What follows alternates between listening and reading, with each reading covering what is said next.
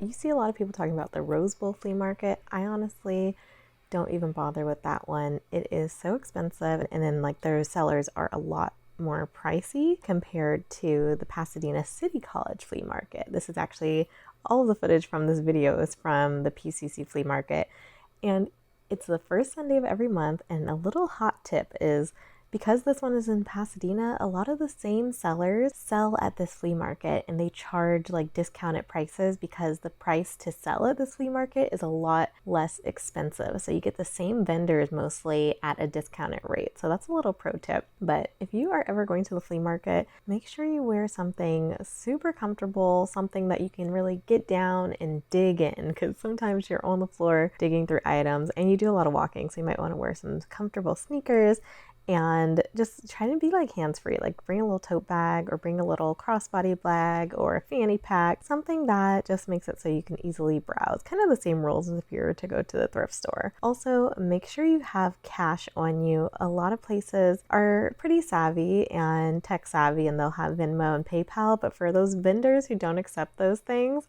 you may want a piece and you may be like, crap, I don't have cash. So don't do that to yourself. Make sure you have cash on hand. There are a few ways that people navigate the flea market. Some people say they want to go early because if they go early, all the good stuff is still available. But you can also go late when people are trying to get rid of the last of their items so you can get a really good discount. So it depends on what type of shopper you are. If you're an early bird who wants to get all the best finds, go early, of course.